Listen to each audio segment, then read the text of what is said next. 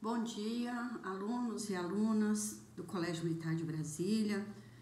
É um prazer enorme estar aqui com vocês novamente, tá? Eu me chamo Sulene Maria Cunha da Rocha e estou na equipe aí de Língua Portuguesa e Literatura, tá? Então, na aula de hoje, eu queria conversar um pouquinho com vocês, bater um papo sobre os manifestos que surgiram depois da Semana de Arte Moderna, tá? Essa matéria, ela está aí no livro de vocês, tá? Ela está no capítulo 27, da página 408 até a página 422, tá bom? Para vocês darem uma estudada, uma olhada, né? E resolver os exercícios que estão aí. Mas antes da gente falar dos manifestos, tá? Eu quero fazer uma pequena revisão do que eu falei semana passada para vocês, tá bom? Que foi a aula sobre a Semana de Arte Moderna. O que nós entendemos é que a Semana de Arte Moderna foi um marco, tá? da arte modernista no Brasil. Era necessário que se buscasse uma alternativa, que se buscasse uma forma de fazer arte, mas com a cara do Brasil, ou seja, uma arte inovadora, uma arte que saísse dos padrões europeus, tá? Então, o que nós vimos na aula passada? Nós vimos rapidamente o contexto histórico, só para vocês se situarem, né? E nós vimos que a Semana de Arte Moderna acontece em 1922, exatamente quando se fazia aniversário 100 anos da independência do Brasil. Então, a leitura que a gente faz é assim: 1822, independência política e econômica do Brasil. Né? 1922 seria a ideia, né, de tornar a arte nacional independente dos modelos estrangeiros, ok? Outro fato histórico, né, que atravessa esse tempo aí são os 34 anos da abolição da escravatura.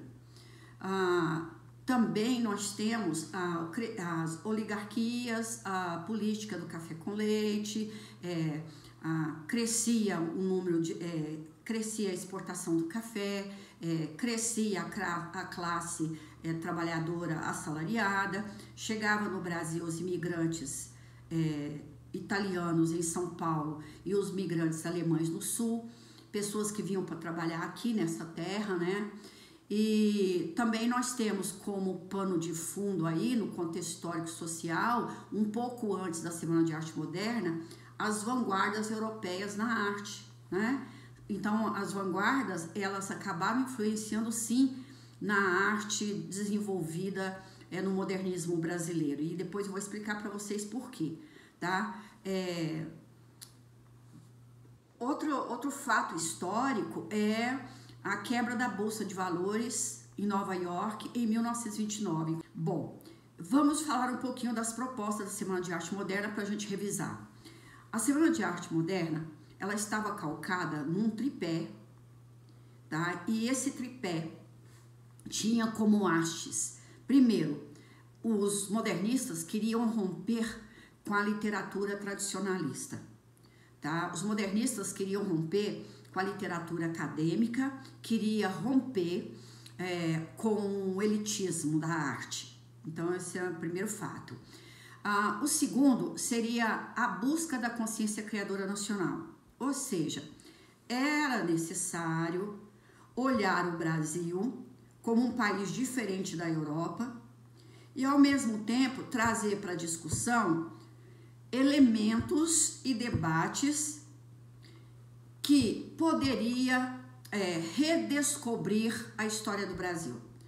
Ou seja, elementos e fatos, tá, que serviram para os poetas modernistas para fazer paródias, produzir textos, desta vez com viés crítico e irônico sobre o achamento do Brasil.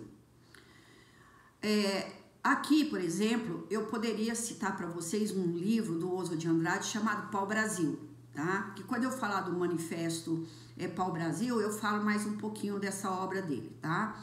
E a última haste que segura o tripé das propostas da Semana de Arte Moderna foi exatamente olhar a arte com os olhos livres. Era necessário que tirasse as ataduras da arte nacional. Tá? E para isso, eles criticaram muito os poetas parnasianos. Não era possível mais entender que a arte seria uma coisa pensada, né? Que a arte seria uma coisa assim, trabalhada, tá? É uma coisa que quase feito numa forma. A arte deveria ser livre, espontânea, né? E devia estar no subconsciente, nascer do subconsciente, de forma a entender a liberdade da arte, ok? Então esse é o tripé que segura o movimento. A Semana de Arte Moderna acontece nos dias 13, 15 e 17. Eu já li alguns artigos, turma, em que diz o seguinte: por quê, né? Por que a Semana de Arte Moderna acontece nos dias ímpares? E aí a resposta, né, que eu li nesse artigo é de que o modernismo, os modernistas esperavam que a imprensa publicasse algum comentário, alguma matéria sobre a noite anterior. Então, a noite aconteceu no dia 13 de fevereiro, tá? Foi lido no teatro um artigo, uma matéria feita por Graça Aranha, né? E aí eles esperavam que no outro dia os jornais dessem alguma manchete sobre esse dia, né? E assim por diante, né? O que eu li, tá, em artigos e matérias da literatura é de que, e eu acho que procede, tá, é de que os modernistas queriam, né, que as ideias da Semana de Arte Moderna fossem propagadas pelos jornais. Mas parece que isso não aconteceu. Mas tudo bem, a Semana de Arte Moderna fez sim barulho, ela foi anarquista. A Semana de Arte Moderna, sim, causou estranhamento, chocou os elitistas da época, tá? E depois, essas ideias da Semana de Arte Moderna foram publicadas em revistas, né? Para que as pessoas tomassem conhecimento. Então, por exemplo, a revista Claxon, Terra Roxa e Outras Terras, a revista Estética, tá? São veículos, né, de comunicação em que as produções literárias giravam em torno dos debates, né, que aconteceram na Semana de Arte Moderna, tá ok? Bom, onde aconteceu a Semana de Arte Moderna? No Teatro Municipal de São Paulo, tá? Uma outra olhar que nós temos que ter são para os autores que marcaram presença na Semana de Arte Moderna. Então a gente tem aí o Oswald de Andrade, o Mário de Andrade, o Menotti de Opíquia, nós temos Manuel Bandeira. Manuel Bandeira não participou diretamente da semana, mas ele produziu um texto poético que é uma paródia do poema Os Sapos, do Olavo Bilac, que foi lido na segunda noite da Semana de Arte Moderna, tá?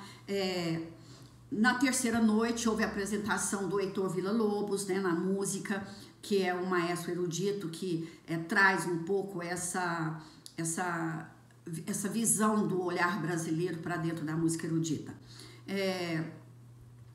Eu queria também falar com vocês de um fato aqui que eu não falei na Semana de Arte Moderna, mas que ele merece um destaque aqui, tá? É o seguinte, vocês sabem que não foi só a literatura contemplada nos debates da Semana de Arte Moderna, tá? Outras manifestações artísticas também estavam presentes, tá? Então estavam presentes a literatura, a pintura, a escultura, a música, tá? A dança, tá? Essas manifestações também tiveram um espaço, tá, na Semana de Arte Moderna. Inclusive no saguão do Teatro Municipal colocaram em exposição muitas pinturas, esculturas, entendeu? Então, quer dizer, a Semana de Arte Moderna foi recheada de atividades que despertasse nos visitantes a importância da semana, né? Mas o que eu queria falar para vocês, que eu acho importante, eu não falei no vídeo passado, é o seguinte: a Anita Malfatti, ela foi uma pintora desse tempo aí, e ela foi estudar pintura em Paris, tá? E lá ela teve contato com a pintura expressionista. Então, quando ela volta para o Brasil, tá? Ela organiza uma exposição, né, por volta de 1917, e essa exposição era de trabalhos com a estética que ela aprendeu em Paris. Então, ela traz para a pintura elementos expressionistas, tá? O que acontece? O Monteiro Lobato, tá, esteve na exposição da Anita Malfatti, e quando ele viu os quadros da Anita Malfatti, que não eram quadro tradicionalista, né, aquela coisa da arte é mimese, ou seja, o escritor teria que falar da natureza, retratar a natureza de forma bem idealizada, né? Então, vamos dizer que a pintura da Anita Malfatti não era uma pintura que estava nesses parâmetros acadêmicos, que estava nesse parâmetro elitista e nesse parâmetro tradicionalista. Então, quando o Monteiro Lobato chegou na exposição da Anita Malfatti, ele assustou com o que ele viu, né? Ele olhou e, poxa, que negócio é esse, né? Não sei se vocês já foram em alguma exposição de arte moderna em que a gente se assusta, né? Nós temos o nosso olhar, é um olhar mais para a arte, como se ela tivesse que traduzir a realidade, né? Então, a gente fica assustado. Eu mesma já fui em museus e tal, que me assustou o que eu vi, né?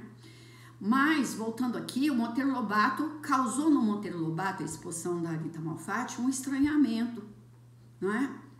Causou um choque. Então, Monteiro Lobato escreveu um artigo e publicou esse artigo no jornal, criticando a exposição da Anita Malfatti. O artigo é intitulado de Paranoia ou Mistificação. Então, aquilo que ele viu lá, né, na exposição, era uma paranoia ou era algo relacionado a coisa mística, qualquer coisa assim, tá? Então, o que acontece? O Monteiro Lobato, ele não esteve presente na Semana de Arte Moderna, né? Mas ele escreveu esse artigo. E a Anita Malfatti e os seus companheiros modernistas se sentiram mal lendo aquele artigo e não aceitando aquelas críticas, né? Tem um amigo meu, professor de literatura, e ele diz o seguinte: Sulene, você pode ter certeza, né, que os ossos da Anita Malfatti estão revirando no túmulo, com vontade de sair de lá e ir até o túmulo do Monteiro Lobato para vingar-se do Monteiro Lobato. Então, mais ou menos isso, né? Ninguém ficou satisfeito com essa crítica do Monteiro Lobato, ok? Mas vamos lá, a gente vai entrar agora propriamente no que eu quero, que é falar dos manifestos para vocês, tá bom? Então, nós temos aí os manifestos Pau-Brasil, Manifesto Antropofágico e o Manifesto Verde e Amarelo, tá?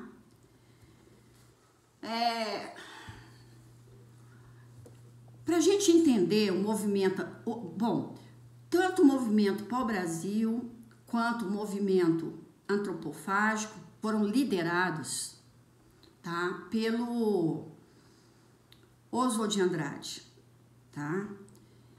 O Oswald de Andrade, ele tinha um olhar revolucionário para a arte, né?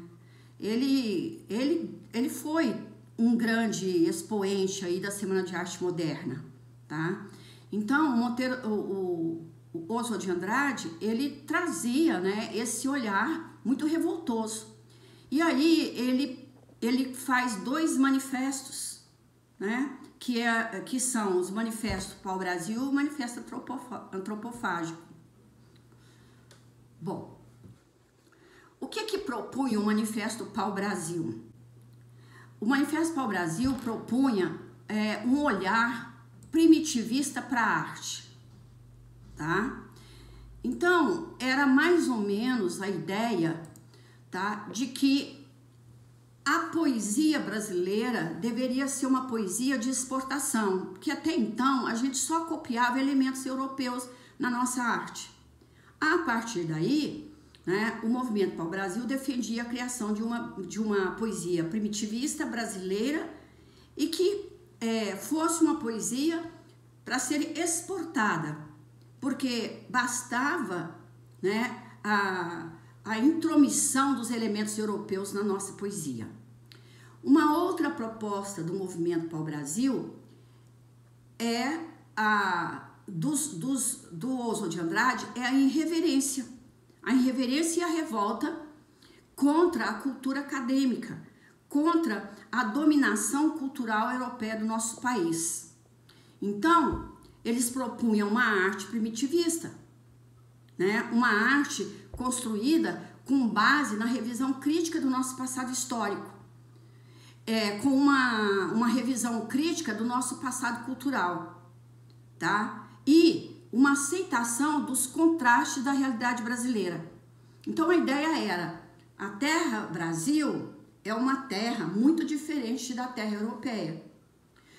O povo dessa terra aqui, tá, tem que ser levado em conta a questão da etnia.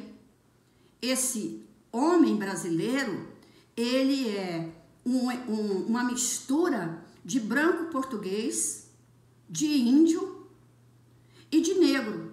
Então, se retratar essa etnia, retratar essa realidade, aceitar o nosso passado histórico e recontar de forma mais crítica, tá? De forma mais irônica, essa história do Brasil. Propunha também uma criação de uma língua brasileira. Ora, nós sabemos, e vocês até já estudaram isso em língua portuguesa, não é? De que nós temos os regionalismos, né, na linguagem do povo brasileiro. Então você tem aí, né, um povo, e também nós temos também o povo falante dessa língua, não é isso? Então veja bem, nós temos uma língua culta, tá, protegida pela norma gramatical brasileira, e nós temos do lado de cá um povo falante dessa língua, que não é como a gramática. Então, precisava ver os falantes da língua, tá, para traduzir isso na literatura, e aí traz para dentro da literatura a coloquialidade, a fala brasileira. Então, era necessário criar uma língua brasileira sem arcaísmo, sem erudição, tá? Então, seria esse o Movimento Pau-Brasil. E eu queria até ler para vocês um poema chamado Pronominais, que mostra um pouquinho para vocês, né, essa crítica sutil e essa ironia sutil nesse poema. O poema chama Pronominais, tá? O Oswald de Andrade, que é o autor desse poema, e ele diz assim: dê-me um cigarro, diz a gramática do professor e do aluno e do mulato sabido. Mas o bom negro e o bom branco da nação brasileira dizem todos os dias: deixa disso, camarada, me dá um cigarro. Então, olha só como ele inicia o primeiro verso do poema, dê-me um cigarro, que é a forma correta segundo a NGB, e como ele termina o poema, que nada, quem fala dê-me um cigarro é o professor, o aluno e o mulato sabido, e que está na gramática, mas o povo falante dessa língua fala, me dá um cigarro, camarada. Né? Então, a proposta, né, de ver essa língua falada e traduzida para dentro da literatura, ok? Bom, eu queria também ler para vocês aqui um pequeno fragmento do Movimento Pau-Brasil, tá? Só para a gente se situar. Veja bem também nesse fragmento do manifesto como o Oswald de Andrade é irônico, como ele assim tem esse lado revolucionário, né? Então, fragmentos do Manifesto Pau-Brasil, abre aspas.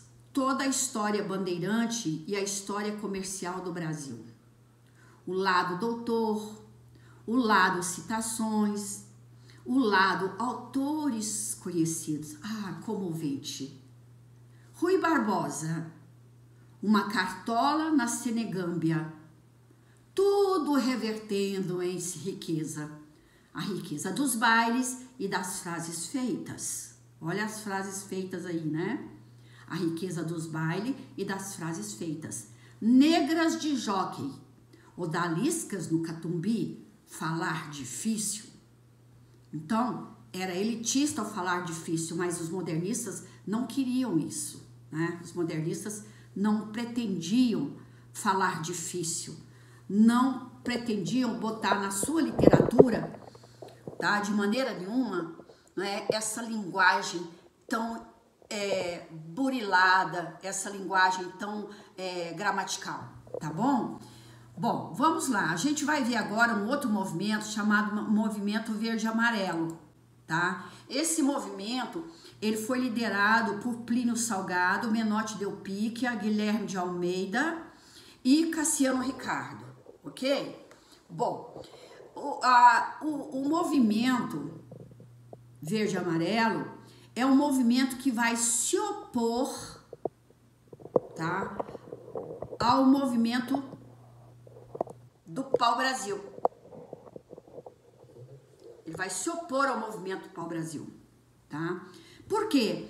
Porque o movimento Verde-Amarelo pensava, tá, que o movimento Pau-Brasil pregava um nacionalismo afrancesado, um nacionalismo envernizado, tá? Não era um nacionalismo ufanista, né? Eles queriam, o Verde e Amarelo queria pregar um nacionalismo primitivista e ufanista. Só que esse movimento mais tarde, ele ficou mais pro lado político do que pro lado literário, né? Ele foi identificado com o fascismo, né? Que depois evoluiu para o integralismo. Vocês até estudaram integralismo em história, né? Por volta de 1930, né? E o movimento Verde e Amarelo, ele idolatrava o tupi, né? E a anta, que é um animal do nosso cerrado, foi eleita como símbolo nacional, tá? Como símbolo nacional e símbolo do movimento Verde e Amarelo, tá ok? Seguindo um pouquinho à frente, a gente entra no manifesto antropofágico. O nome antropofágico está ligado com a histórias dos nossos índios, né? Que conta a história que os nossos índios eram índios antropófagos. Então, a ideia do Oswald de Andrade trazer o manifesto antropofágico era exatamente uma metáfora do que seria contado sobre os nossos índios. Foi lançada uma revista de antropofagia e o Oswald de Andrade foi casado com a Anita Malfatti, tá? E a Anita Malfatti, ela pinta o Abapuru, tá? E que tornou-se, segundo o Oswald de Andrade, o símbolo do movimento. Então, por isso que a gente diz que o movimento antropofágico, né, é um movimento que tem duas pessoas aí à frente dele, que é Oswald de Andrade e sua mulher, na época era mulher dele, esposa dele, a Anita Malfatti. Eu falei para vocês no outro vídeo, né, que o Oswald de Andrade foi casado várias vezes, né? Ele foi casado com uma feminista do começo do século XX, chamada Pagu, né? Ele casou várias vezes e casou com Tarsila do Amaral. O que o Oswald de Andrade propunha no manifesto antropofágico? Ora, era necessário deglutir, era necessário digerir o estrangeirismo que chegasse na nossa arte. Podia até chegar, tá? Mas desde que os artistas brasileiros dessem a esse estrangeirismo uma cara de Brasil, tá? Por exemplo, Macunaíma acontece isso. Macunaíma é uma rapsódia, é um conjunto de recortes, de colagens das nossas lendas, dos nossos ditos populares, das histórias dos nossos índios, que é colocado no livro e aí surge o Macunaíma, o anti-herói da literatura brasileira, tá? No livro Macunaíma, há processo surrealista no livro, né? Porque as nossas lendas, elas têm processo imaginário, onírico, né? Da fantasia, porque vocês estudaram o surrealismo, né? Vocês viram que é a vanguarda europeia que propõe trabalhar no nível do inconsciente, do sonho, da fantasia, do onírico, não é isso? Tá? Então, as nossas lendas, que foram fragmentos cortados do nosso folclore e colocados no Macunaíma, tá? Apresenta elementos surrealistas. Então, os artistas deveriam devorar simbolicamente a cultura estrangeira. E eles deveriam assimilar outras culturas na nossa arte, mas não copiar, que desse a esses elementos uma cara de Brasil. Tá? A preservação da identidade cultural do nosso país, não beber em fontes europeias, produzirem obras genuinamente brasileiras, como é o caso de Macunaíma, priorizar a originalidade, tá? E se manifestar na arte como sendo um transformador daquilo que chegasse da Europa, tá? Então seria a ideia de que eu preciso buscar para a literatura e para a pintura, a escultura e etc., os elementos inteiramente nacionais, tá? Eu tenho aqui um fragmento que eu queria colocar para vocês, vai estar aí no slide de vocês, tá? Que a gente vai colocar aí para vocês, uns fragmentos do Manifesto Antropofágico, tá?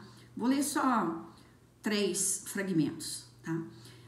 Abre aspas, só a antropofagia nos une, propondo deglutir, digerir o que é europeu quando chega na nossa arte. Só a antropofagia nos une, socialmente, economicamente e filosoficamente. Ser ou não ser índio, eis a questão, tupi or not tupi. Contra todas as catequeses e contra a mãe dos Gracos. Então, quando ele fala contra todas as catequeses, é uma relação aí com os padres jesuítas que vieram catequizar os nossos índios. Então, contra todas as catequeses. Tá? Então, somos contrários a tudo isso que aconteceu no Brasil. Tá?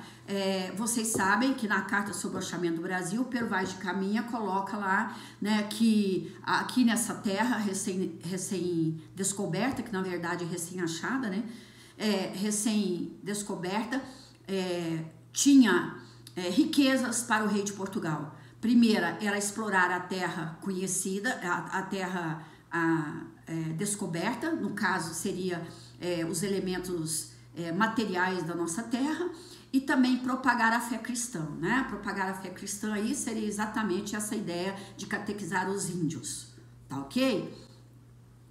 Bom, então esse é o movimento antropofágico, tá?